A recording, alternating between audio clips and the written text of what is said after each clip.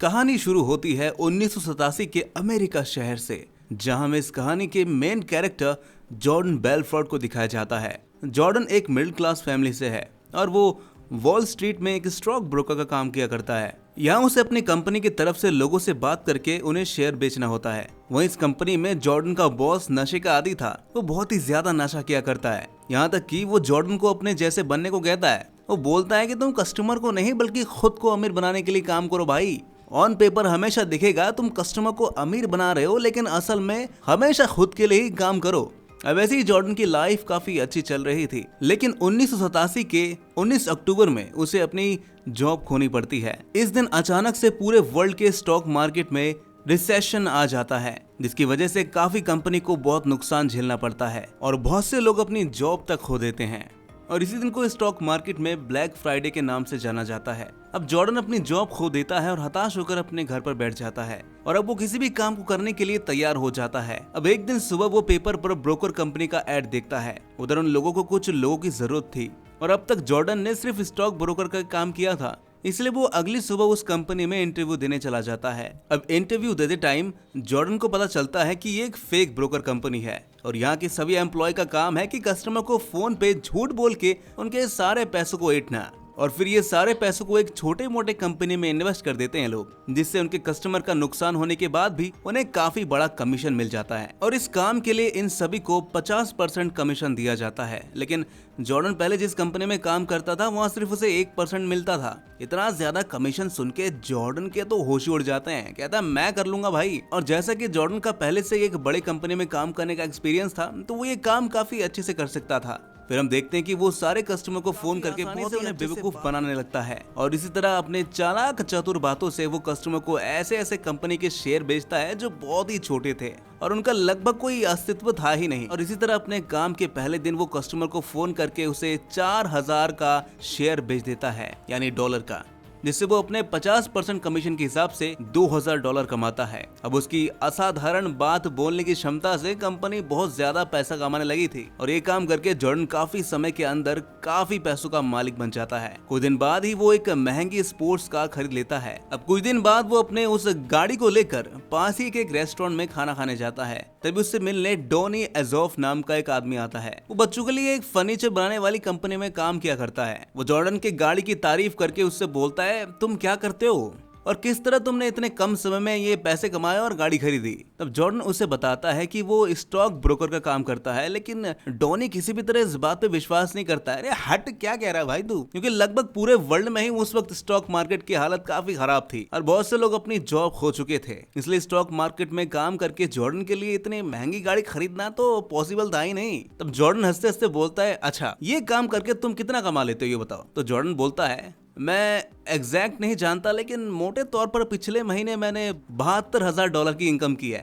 तो ये बात सुनकर डोनी बोलता है कि क्या भाई तुम मुझे अपना पिछले महीने का पे स्लिप दिखा सकते हो। तो जॉर्डन उसे अपना पे स्लिप भी दिखाता है, जिसमें डोनी देखता है कि सच में पिछले महीने उसने $72,000 का इनकम किया था। ये देखकर डोनी साथ ही साथ अपने कंपनी में फोन करके बोलता है कि मैं जॉब छोड़ रहा हूं आज से ही। अब जॉर्डन भी अपना काम छोड़कर अपना ही एक स्टॉक ब्रोकर की कंपनी शुरू करना चाहता था, इसलिए उसे भी कुछ लोगों की जरूरत थी ही। तो वो डोनी को अपने साथ रख लेता है और फिर एक छोटे से गराज किराए पर लेकर डोनी के साथ एक कंपनी खोल देता है और यहाँ काम करने के लिए अपने कुछ पुराने दोस्तों को बुलाता है जो किसी न किसी तरीके से सेल्समैन थे। इसके बाद सभी एक रेस्टोरेंट में बैठकर जॉर्डन इन सभी को अपने काम करने का तरीका समझाता है। तब बात करते करते उनमें से एक बोलता है मैं काफी आसानी से किसी को भी ये सामान बेच सकता हूँ, जिसे सुनकर जॉर्डन काफी खुश होता है। बोलता है कि वाओ तुम्हारा कॉन्फिडेंस मुझे अच्छा लगा भाई। तब जॉर्डन इस मूवी का सबसे अच्छा डायलॉग बोलता है। जॉर्डन अपने दोस्त के सामने एक पेन रख कर उसे कहता है कि sell me this pen to me. ये देखकर वो आदमी थोड़ा घबरा जाता है और बोलता है रुको रुको मैं ये खाने के बाद करता हूँ।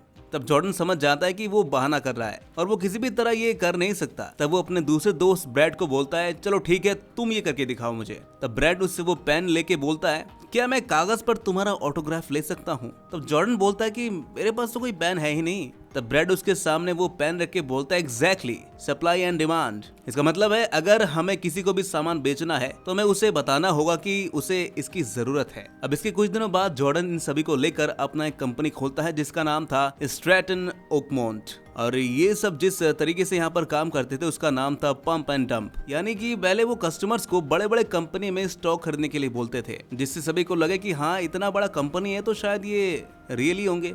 और इसी तरह सबका भरोसा जीतने के बाद वो अपने क्लाइंट को ज्यादा इनकम का लालच देकर उन्हें छोटे छोटे बेनामी कंपनी का स्टॉक खरीदने के लिए बोलते थे। और ये सारे बेनामी कंपनी के स्टॉक्स रजिस्टर नहीं होते थे, इसलिए चाहकर भी कस्टमर किसी भी तरह उस स्टॉक का असल प्राइस पता ही नहीं कर पाते थे, और वो इसलिए अपने स्टॉक को अपने क्लाइंट को 2 या 3 गुना प्राइस में बेच देते थे, जिससे इन्होंने काफी कम समय में बहुत ज्यादा इनकम करना शुरू कर दिया था। लेकिन इस काम से इनके तो फायदे हो रहे थे, लेकिन इनके क्लाइंट के पैसे डूबते जा रहे थे। और कुछ दिन बाद जॉर्डन की इस कंपनी ने बहुत सारे इनकम कर लिए, जो कि कुछ दिन पहले छोटे से गराज से खोला गया था। अब ये कंपनी बहुत ही ज्यादा बड़ी हो चुकी है और अब यहाँ पर बहुत सारे लोग काम करते हैं। अब जॉर्डन की ये कंपनी कम समय में बहुत पैसे इनकम कर लेती है और धीरे धीरे सबकी नजर उनके ऊपर आ जाती है। और इसी वजह से फोर्ब्स नाम के बहुत बड़े बिजनेस मैगजीन में जॉर्डन का एक इंटरव्यू छपता है। इतने बड़े मैगजीन में इंटरव्यू छापने के बाद वो रातों रात फेमस हो जाता है। अब इसके बाद रोज अपनी कंपनी में जॉब के लिए बहुत से लोग इंटरव्यू देने आते हैं, जिससे महज एक ही महीने में उसकी कंपनी में 2 गुने एम्प्लॉय हो जाते हैं। लेकिन इस बड़े सक्सेस के साथ जॉर्डन और उसके साथी ड्रग्स के नशे में धुत रहते हैं और ये सभी इतने पैसे इनकम करना शुरू कर देते हैं कि बीच बीच में वो अपने कंपनी के सारे एम्प्लॉय को लेकर बहुत बड़ी पार्टी किया करते हैं और इन पार्टियों में सारे नशे करने वाले चीजें मौजूद होती थी। और ऐसी एक पार्टी में नायोमी नाम की एक लड़की के साथ जॉर्डन की मुलाकात होती है और पहली नजर में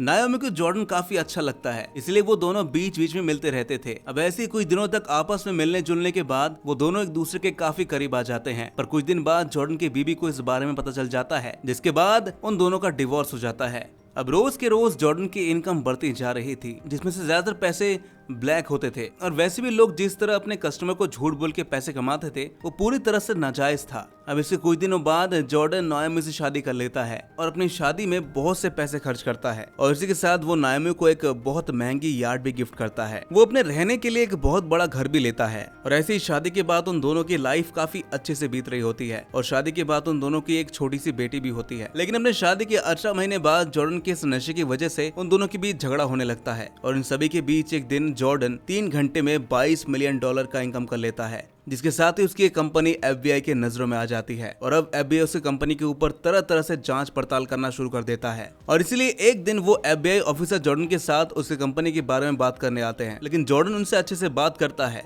फिर वो उन दोनों को घूस देने की कोशिश भी करता है और इससे वो दोनों ऑफिसर जॉर्डन पर गुस्सा करते हैं और वहाँ से चले जाते हैं। अब वो दोनों ऑफिसर अच्छे से समझ जाते हैं कि जॉर्डन किसी तरह का इलीगल काम कर रहा है, इसलिए वो जॉर्डन और उसकी कंपनी के ऊपर कड़ी तरह से नजर रखने लगते हैं और उनके खिलाफ सबूत ढूंढने की कोशिश करते हैं। अब इतने सारे पैसों को बचाने के लिए जॉर्डन स्विस बैंक में अकाउंट खोलने का तय करता है और वो अकाउंट नायोमी की एक आंटी के नाम पर खोलता है, जो कि एक ब्रिटिश सिटीजन थे। जैसे कि ये अकाउंट अमेरिका से बाहर स्विट्जरलैंड में खोला गया था और इस अकाउंट का मालिक कोई और था, इसलिए अमेरिकन गवर्नमेंट चाहकर भी अकाउंट के बारे में कुछ जानकारी हासिल नहीं कर पा रहे थे। अब जॉर्डन अपने सारे ब्लैक मनी को स्विस बैंक में ट्रांसफर करता और इसी तरह जॉर्डन अपने सारे ब्लैक मनी को FBI से दूर कर ले जाता। अब इस घटना के कुछ दिनों बाद जॉर्डन के साथ डॉनी और ब्रैड एक रेस्टोरेंट के सामने कुछ पैसों का लेन देन कर रहे थे, लेकिन अचानक से दोनों के बीच झगड़ा होने लगता है, जिसे देखकर पुलिस उन दोनों की तरफ आगे बढ़ती है। फिर डॉनी जैसे तैसे वहां से बच जाता है, लेकिन ब्रैड उन ब्रीफकेस के साथ पकड़ा जाता है और उसे जेल में डाल दिया जाता है। अब इस घटना के बाद डॉनी बहुत ही ज्यादा डर जाता है। अब वो ब्रैड की गिरफ्तारी की बात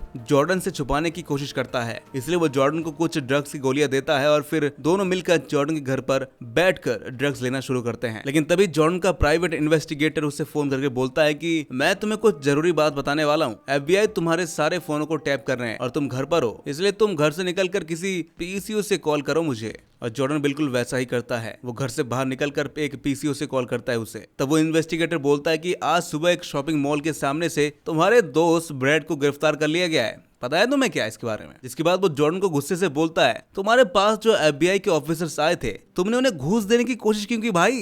लेकिन जॉर्डन इन सभी बातों का कोई जवाब नहीं देता। उसकी बातें डगमगाने लगती हैं, क्योंकि कुछ देर पहले लिए उन ड्रग्स की वजह से उसकी हालत काफी खराब हो जाती है। अब वो बिल्कुल भी बात कर नहीं पा रहा था और कुछ देर बाद ही वो बेहोश होकर जमीन पर गिर जाता है। अब होश में आने के बाद वो जैसे तैसे अपने कार के पास जाता है, लेकिन बहुत ज्यादा नशा करने के बाद वो अब ठीक से गाड़ी भी नहीं चला पा रहा था। लेकिन वो किसी तरह से गाड़ी चलाकर अपने घर आ जाता है और घर आकर वो डॉनी के ऊपर काफी गुस्सा करता है और उससे बात करने की कोशिश करता है, लेकिन बहुत ज्यादा नशा करने की वजह से वो एक दूसरे से बात नहीं कर पा रहे थे और धीरे धीरे वो दोनों सो जाते हैं। और फिर सुबह नींद खुलने के बाद जॉर्डन देखता है कि उसके सामने 2 पुलिस ऑफिसर्स खड़े हैं और उसे गिरफ्तार कर लेते हैं, क्योंकि पिछले रात उसने नशे में रास्ते पर कई एक्सीडेंट्स किए थे। लेकिन ये पुलिस साबित नहीं कर पाती कि उस रात गाड़ी जॉर्डन चला रहा था, इसलिए उसे रिहा कर दिया जाता है। अब इससे कुछ दिन बाद ब्रैड को भी जेल से छोड़ दिया जाता है, लेकिन जेल में रहते वक्त उसने अपने किसी भी दोस्त का नाम नहीं बोला, इसलिए जॉर्डन और उसके दोस्त फिर से FBI के हाथों से बच जाते हैं। लेकिन अब FBI हर टाइम जॉर्डन और उसके कंपनी के ऊपर नजर रख रहे थे। अब कुछ दिन ऐसे चलने के बाद कि जिस तरह FBI तुम पे नजर रख रहा है ना,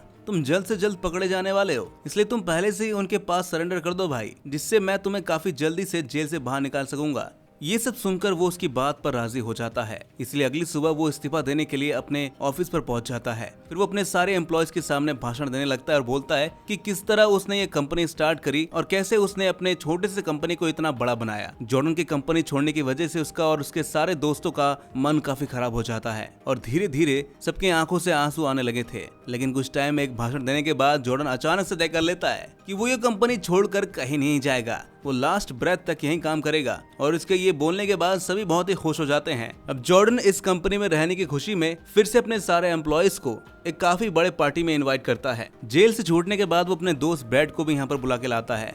जैसा कि ब्रैड इतने दिनों से जेल में था, तो जॉर्डन उसे कुछ पैसे देकर फिर अपने कंपनी को ज्वाइन करने के लिए बोलता है, लेकिन ब्रैड उन पैसों को लेता नहीं, क्योंकि जेल से निकलने के बाद वो पूरी तरह सुधर जाता है, इसलिए अब वो पूरी तरह उनका साथ छोड़ देता है। और इधर FBI जॉर्डन के कंपनी के सारे फाइल को चेक करके देखने लगते हैं और एक साथ वो कंपनी के सारे एम्प्लॉय से भी पूछताछ करने लगते हैं और ये सिलसिला लगभग 1 महीने तक चलता है।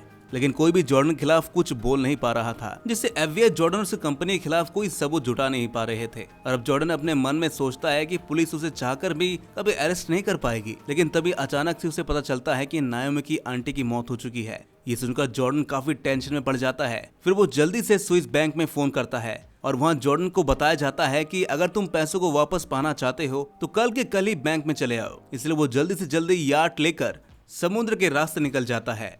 लेकिन तभी समुद्र में एक भयानक तूफान आता है और वो सब उस तूफान में फंस जाते हैं। इस तूफान की वजह से उनका याट डूबने लगता है, जिसे देखकर वो अपने शिप के वायरलेस की मदद से हेल्प मांगते हैं और कुछ समय बाद इटालियन नेवी उन्हें बचाने आ जाती है और तब तक उनका वो याट पूरी तरह डूब जाता है। और अब वहाँ से निकलने के लिए जॉर्डन स्विट्जरलैंड के लिए एक प्लेन बुक करता है, लेकिन जहाज में बैठकर जॉर्डन देखता है कि उसका वो प्लेन हवा में ही विस्फोट हो चुका है और उसमें मौजूद सारे लोग मारे गए हैं। ये देखकर जॉर्डन इन सभी चीजों को किसी हाई पावर का कोई संकेत समझता है, जिससे वो स्विस बैंक में जाने का प्लान कैंसिल करता है और साथ ही वो स्विस बैंक में सारे के सारे पैसे खो देता है। अब इस घटना के बाद वो अपने सारे इलीगल काम को बंद करके सही तरीके से काम करने लगता है। लेकिन एक दिन अचानक FBI उसे अरेस्ट कर लेता है और अदालत में उसके सारे दोष साबित हो जाते हैं और अब इन सब से निकलने के लिए उसे $10 लाख देने पड़ेंगे। लेकिन अब उसके पास इतने पैसे नहीं थे, क्योंकि उसके सारे पैसे स्विस बैंक में थे और अब पैसों के लिए वो अपना पूरा घर, गाड़ी, सब कुछ गिरवी रखने का सोचता है। और ये सब जानने के बाद उसका दोस्त डॉनी उससे बोलता है, तुम्हें अपनी संपत्ति बेचने की जरूरत नहीं, तुम्हारे जमानत के लिए $10 लाख मैं दे दूंगा, जिससे जॉर्डन काफी खुश होकर डॉनी को गले लगा लेता है। अब इन सबके बीच हम देखते हैं कि जॉर्डन के पैरों पर एक GPS मशीन लगाकर उसे घर पे ही कैद कर लिया जाता है। अब अगर जॉर्डन कहीं पर भी जाने की कोशिश करता है तो FBI उसे GPS के जरिए उसका लोकेशन पता कर सकते हैं। उस रात जॉर्डन के घर लौटने के बाद उसकी बीवी उसे बताती है कि मैं अब तुम्हारे साथ नहीं रहना चाहती, मैं तुमसे डिवोर्स चाहती हूँ और मैं अपने बच्चों की जिम्मेदारी खुद ही रखूंगी। इसके बाद उन दोनों के बीच काफी झगड़ा होता है और फिर जॉर्डन अपने बच्चों को लेकर वहाँ से जाने लगता है। लेकिन बच्चों को लेकर जाते वक्त पीछे एक दीवार से उसकी टक्कर हो जाती है, जिससे जॉर्डन के सिर पर चोट लग जाती है और काफी खून निकलता है। इस मौके पर जॉर्डन की बीवी अपने बच्चों को लेकर वहाँ से भाग जाती है और फिर अगले दिन ऑफिस जाने से पहले FBI ऑफिसर्स उसके बॉडी पर एक वायरल माइक लगा देते हैं, ताकि ऑफिस जाने के बाद उसके आसपास होने वाली सारी बातों को वो सुन सके। लेकिन ऑफिस जाने के बाद जॉर्डन किसी भी तरह से अपने दोस्तों के साथ मिलना नहीं चाह रहा था। एक टाइम उसे डॉनी के साथ बैठना पड़ता है, लेकिन वो किसी भी तरह से नहीं चाहता था कि FBI किसी भी तरह से उनकी बातें सुने। इसलिए वो उससे बात करते टाइम वो उसे एक कागज दिखाता है, जिसमें लिखा था कि तुम अपनी कोई सीक्रेट बात मत बोलना, क्योंकि मेरी बॉडी पर एक वायरलेस माइक लगा हुआ है। उसकी बातों को समझकर डॉनी कुछ भी नहीं बोलता। लेकिन अगले दिन सुबह नींद से जागने पर जॉर्डन देखता है कि उसे गिरफ्तार करने के लिए उसके घर पर पुलिस आई है और पुलिस के पास बाकी कागज है, जिस पर नोट लिखकर उसने अपने दोस्त डॉनी को दे दिया था। जिससे हमें पता चलता है कि खुद को बचाने के लिए डॉनी पहले ही पुलिस के सामने सरेंडर कर चुका था और उसके चीजों के बारे में उसने सब कुछ सच बता दिया था। और फिर जॉर्डन को मजबूर होकर सच बताना पड़ता है और जॉर्डन को अपने अपराध के लिए उसे 3 साल की सजा होती है। और इसी तरह 3 साल की सजा पूरी करने के बाद जॉर्डन अब पूरी तरह सुधर जाता है। जेल से निकलकर वो अपने सारे इलीगल कामों को बंद करके एक सेल्स ट्रेनर के तौर पर काम करता है और अब वो बड़े सेमिनार में सभी को बिजनेस की तकनीक सिखाता है। और इसी के साथ ही इस बेहतरीन कहानी का अंत होता है। तो दोस्तों, हमें उम्मीद है कि आपको ये कहानी पसंद आई है और अगर पसंद आई है तो कृपया लाइक, कमेंट और सब्सक्राइब करना ना भूलें। मिलते हैं आपसे नेक्स्ट वीडियो में।